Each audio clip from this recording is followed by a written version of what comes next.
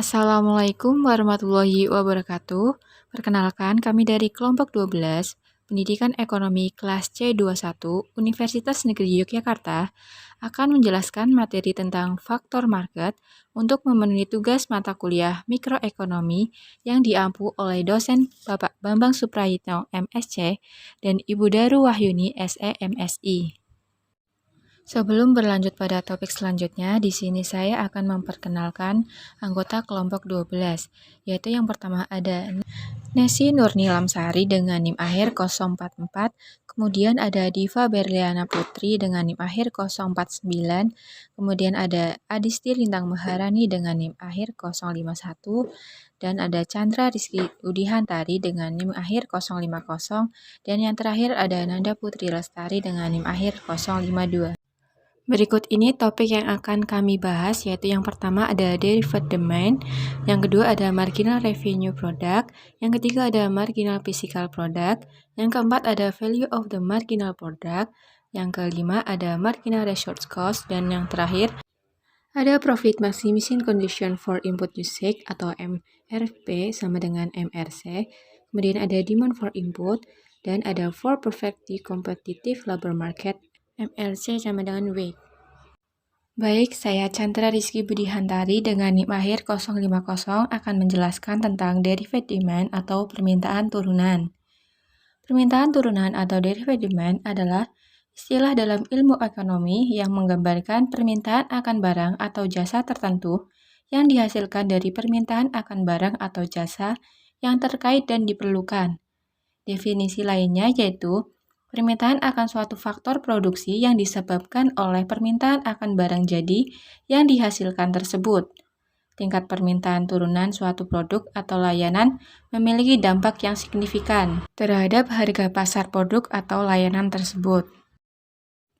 Kemudian ada komponen permintaan turunan. Permintaan yang diturunkan dapat dipecah menjadi 3 elemen utama, yaitu bahan baku, bahan olahan, dan tenaga kerja. Ketiga komponen ini menciptakan apa yang oleh para ekonom disebut rantai permintaan turunan. Elemen yang pertama ini yaitu bahan baku. Bahan mentah atau belum diproses adalah produk unsur yang digunakan dalam produksi barang. Misalnya, minyak mentah adalah bahan baku dalam produksi produk minyak bumi seperti bensin. Tingkat permintaan turunan untuk bahan baku tertentu secara langsung berhubungan dengan dan bergantung pada tingkat permintaan barang akhir yang akan diproduksi. Pada elemen yang kedua yaitu bahan olahan adalah barang yang telah dimurnikan atau dirakit dari bahan mentah. Kertas, gelas, bensin, kayu giling, dan minyak kacang tanah adalah beberapa contoh bahan olahan. Untuk elemen ketiga sendiri yaitu tenaga kerja. Produksi barang dan penyediaan jasa membutuhkan pekerja tenaga kerja. Tingkat permintaan tenaga kerja semata-mata tergantung pada tingkat permintaan barang dan jasa. Karena tidak ada permintaan tenaga kerja tanpa permintaan barang yang dihasilkannya atau jasa yang mereka berikan, tenaga kerja merupakan komponen dari permintaan turunan. Di sisi lain, rantai permintaan turunan mengacu pada aliran bahan mentah ke bahan olahan, ke tenaga kerja, dan ke konsumen akhir. Misalnya, permintaan konsumen akan pakaian menciptakan permintaan akan kain. Untuk memenuhi permintaan ini, bahan baku seperti kapas dipanen, kemudian diubah menjadi bahan olahan dengan cara ginning, spinning, dan weaving menjadi kain, dan akhirnya dijahit menjadi pakaian yang dibeli oleh konsumen akhir. Kemudian saya di sini akan menjelaskan sedikit contoh derivate demand. Dalam contoh yang jauh lebih modern, permintaan akan telepon pintar dan perangkat serupa telah menciptakan permintaan turunan yang luar biasa untuk baterai lithium ion. Selain itu, permintaan smartphone menciptakan permintaan untuk komponen lain yang dibutuhkan seperti layar kaca sensitif sentuhan, microchip, dan papan sirkuit, serta kebutuhan bahan baku seperti emas dan tembaga untuk membuat chip dan papan sirkuit tersebut. Perkenalkan, nama saya Nanda Putri Lestari, NIM 218042445052. Di sini saya menjelaskan tentang marginal revenue product. Produk pendapatan marginal adalah pendapatan tambahan yang dihasilkan dari penggunaan satu unit input lagi. Secara matematis, ini adalah perubahan pendapatan total dibagi dengan perubahan jumlah input atau X, yang juga sama dengan produk marginal dikalikan dengan pendapatan marginal. Mari kita sederhanakan persamaan ini sehingga hasil ini lebih jelas. Asumsikan bahwa barang atau jasa akhir dijual di pasar yang kompetitif, maka pendapatan marginal sama dengan harga output. Hal ini berarti total revenue sama dengan output dikali price, dan di pasar yang kompetitif harga tidak berubah ketika output berubah.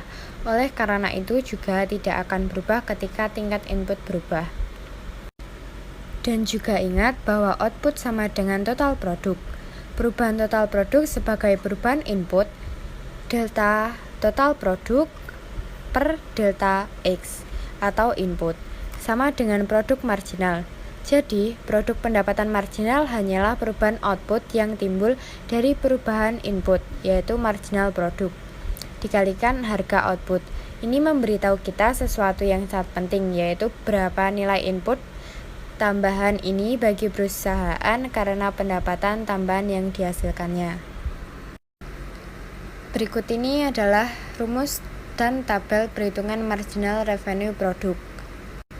Rumus marginal revenue produk yaitu marginal revenue produk sama dengan delta total revenue dibagi delta X atau delta input sama dengan marginal produk dikali marginal revenue.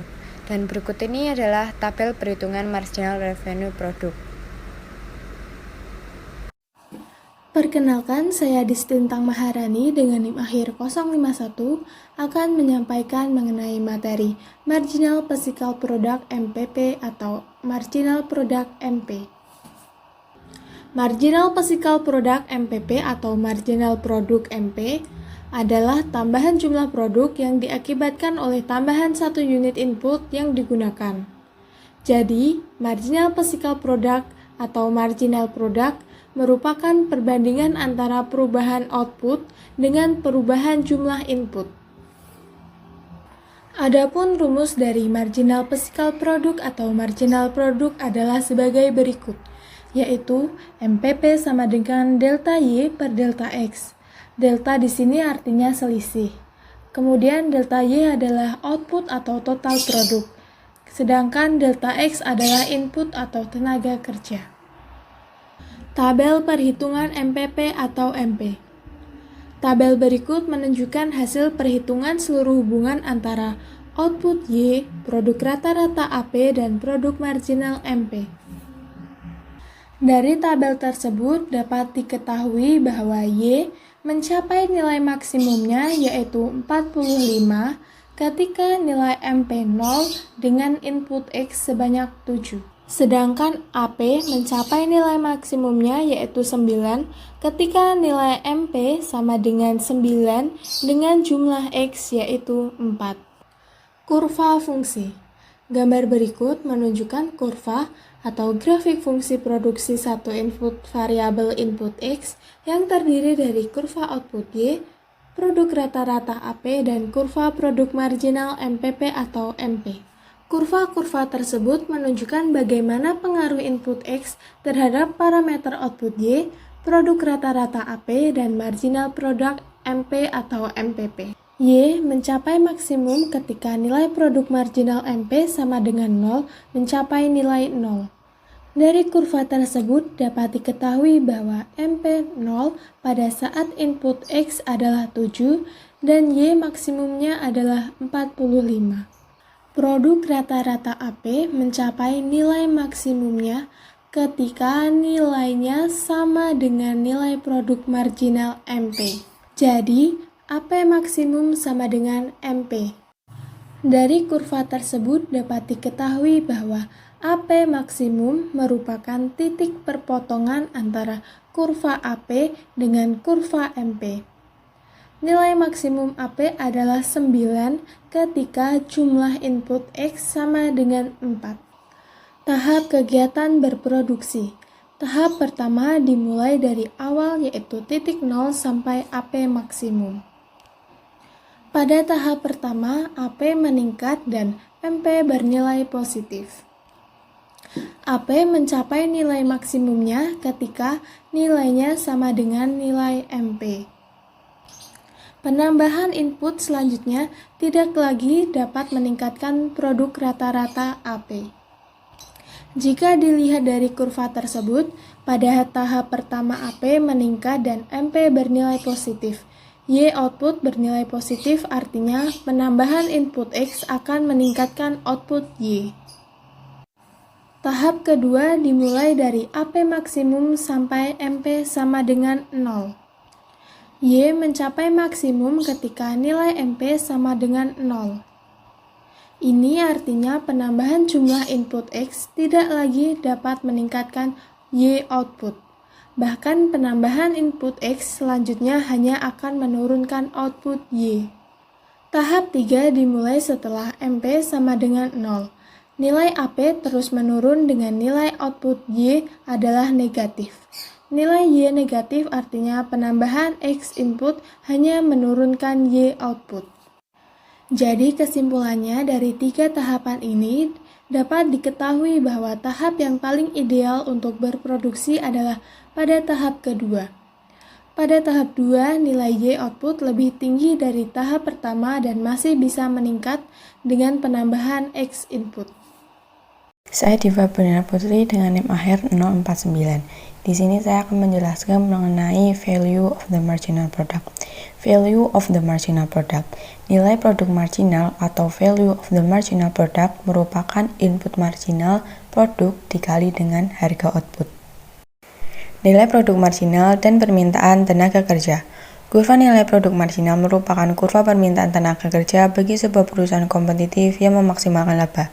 Sebuah perusahaan kompetitif yang memaksimalkan laba akan merekrut tenaga kerja sampai pada suatu titik di mana nilai produk marginal tenaga kerja sama dengan upah. Karena harga pasar tetap, pada perusahaan kompetitif nilai produk marginal atau seperti produk marginal itu sendiri akan menurun jika jumlah pekerjanya meningkat. Lalu ada penyebab bergesernya kurva permintaan tenaga kerja. Kurva permintaan tenaga kerja mencerminkan nilai produk marginal tenaga kerja. Adapun beberapa hal yang menyebabkan kurva permintaan tenaga kerja mengalami pergeseran. Yang pertama ada harga hasil produksi. Nilai produk marginal adalah produk fisik marginal dikali harga hasil produksi perusahaan. Jadi ketika harga hasil produksi berubah, nilai produk marginal juga berubah dan kurva permintaan tenaga kerja akan bergeser. Yang kedua ada perubahan teknologi. Kemajuan teknologi meningkatkan produk marginal tenaga kerja yang kemudian meningkatkan permintaan tenaga kerja. Yang ketiga ada penawaran faktor-faktor produksi lainnya. Jumlah suatu faktor produksi yang tersedia dapat mempengaruhi produk marginal faktor-faktor lainnya. Lalu di sini ada contoh kasus. Tabel di sini dimisalkan adalah kondisi dari perusahaan Apple. Diketahui tenaga kerja dengan dilambangkan atau disimbolkan L, yaitu ada 0, 1, 2, 3, 4, dan 5. Lalu hasil produksi dilambangkan H, diketahui 0, 100, 180, 240, 280, dan 300. Untuk mencari produk marginal tenaga kerja atau MPL, yaitu rumusnya adalah delta H dibagi delta L. Untuk mencari delta H yaitu mengurangi atau mencari selisihnya, yaitu 100 dikurangi 0 sama dengan 100, lalu delta L-nya 1 dikurangi 0 sama dengan 1, lalu 100 dibagi 1 sama dengan 100. Yang kedua, 180 dikurangi 100 sama dengan 80, 2 kurangi 1 sama dengan 1, lalu 80 dibagi 1 sama dengan 80. Begitu seterusnya hingga tenaga kerja akhir. Lalu mencari nilai produk marginal tenaga kerja, atau bisa dilambangkan di sini VMPL, yaitu rumusnya P dikali MPL. P di sini atau harga di sini dimisalkan adalah $10. Pinjakan 10 dikali MPL-nya 100 berarti 1000. Lalu yang kedua 10 dikali 80 berarti 800, 10 dikali 60 berarti 600. Begitu seterusnya hingga tenaga kerja kelima. Lalu upah upah di sini dimisalkan adalah $500. Karena kan tenaga kerjanya tadi kan penambahannya stabil ya, 1 1 ke 2 1, 2 ke 3 1, 3 ke 4 1, 4 ke 5 1. Berarti penambahan upahnya juga stabil, yaitu $500. Lalu untuk mencari keuntungan marginal, yaitu rumusnya VMPL dikurangi W atau upah. Berarti $1.000 dikurangi 500 sama dengan 500, 800 dikurangi 500 sama dengan 300, 600 dikurangi 100 sama dengan 100, begitu seterusnya. Lalu di sini ada kurva nilai produk marginal dari contoh kasus di awal. Di sisi kiri ada nilai produk marginal tenaga kerja atau dimisalkan VMPL.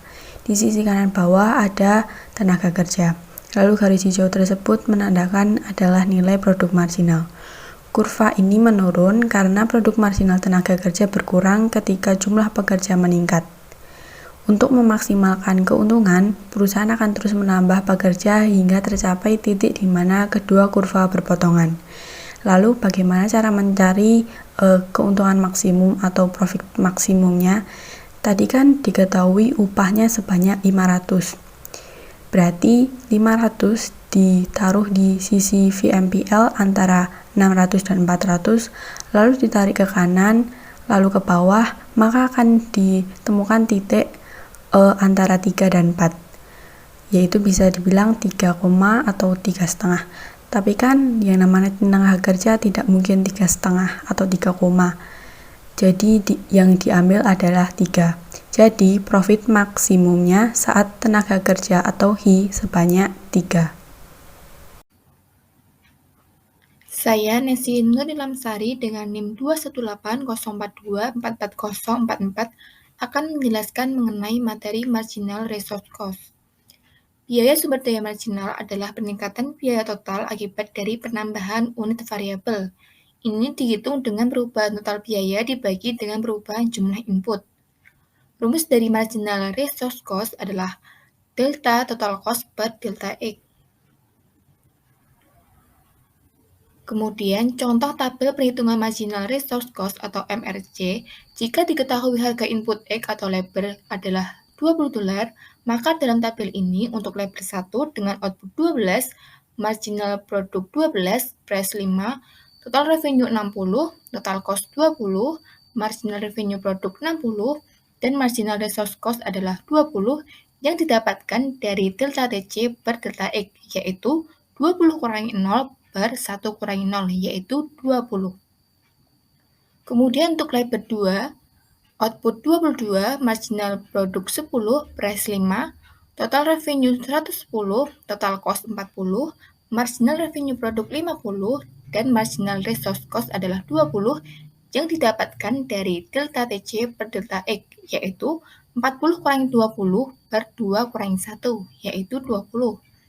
Kemudian jika labornya 3, dengan output 30, marginal produk 8, price 5, total revenue 150, total cost 60, marginal revenue produknya adalah 40, dan marginal resource cost-nya adalah 20, yang didapatkan dari 60 kurangi 40 per 3 kurangi 2, yaitu 20.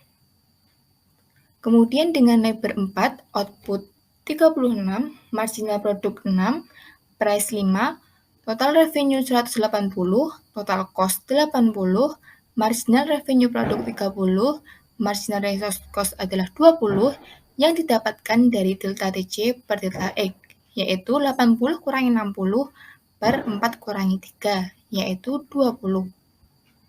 Kemudian jika labornya 5 dengan output 40, marginal produk 4, price 5, total revenue 200, total cost 100, marginal revenue produk 20, dan marginal resource cost adalah 20 yang didapatkan dari delta TC per delta X, yaitu 100 kurangi 80 per 5 kurangi 4, yaitu 20.